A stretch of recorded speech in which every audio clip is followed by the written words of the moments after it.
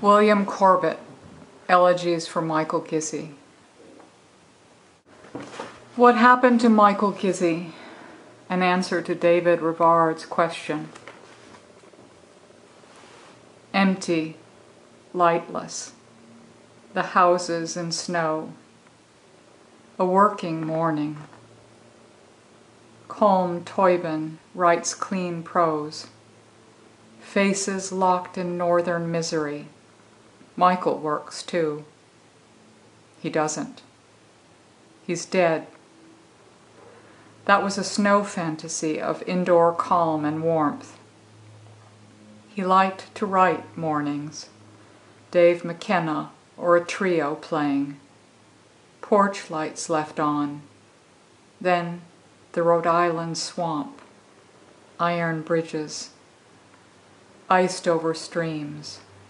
Traps set in the interior. An abandoned car. Michael's. The police cut him out? No, the car must have gotten wet. He had to have a tale to tell. A myth, really, to announce, sideways, his felt premonition of where he was about to go.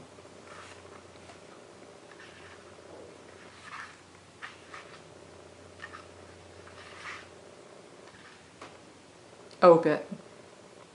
Rutke in a swimming pool.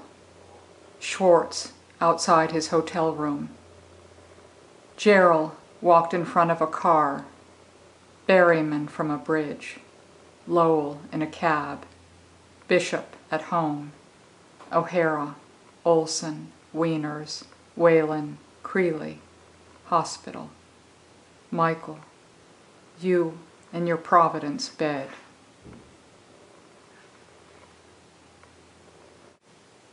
An answer. But is the earth as full as life was full of them? These lines get to me, always have. We stumble over what in death is uneven, as life was full.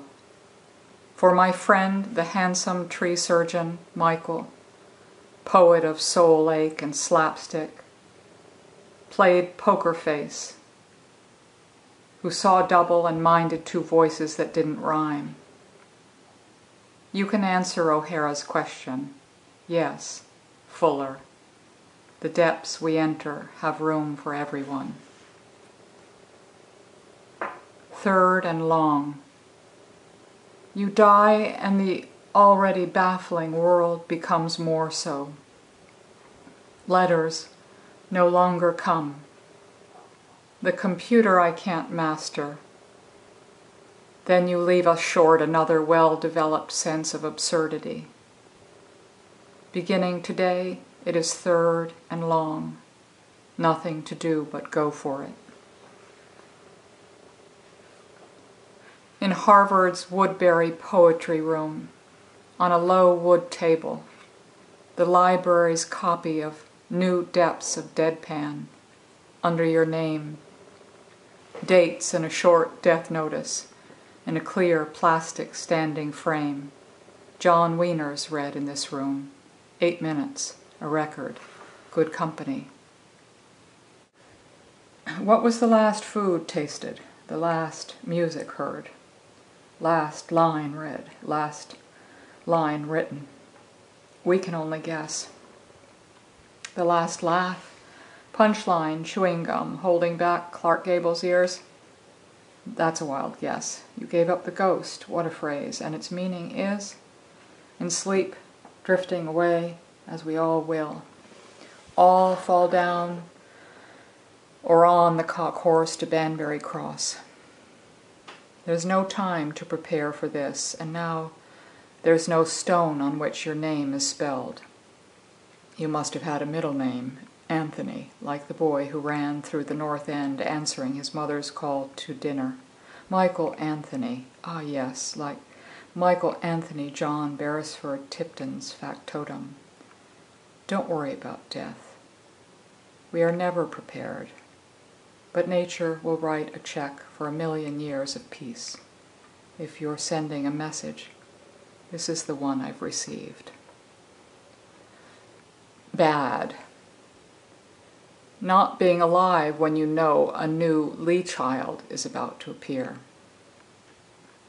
Seeing your grandson run nakedly down the beach, but you can't open your arms to him. Having one word speak to another, but you are silent. Very bad, listening to various parties argue why you didn't have to die, and you can't send them to time out. And worst of all, dying in late September, when days grow short and Earth begins to resist the spade. March, glare.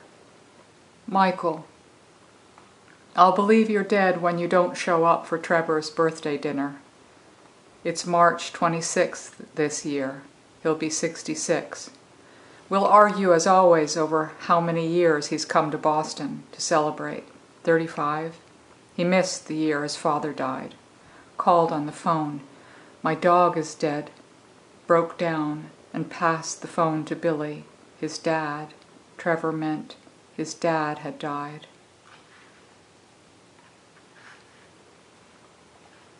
Don't speak to the driver.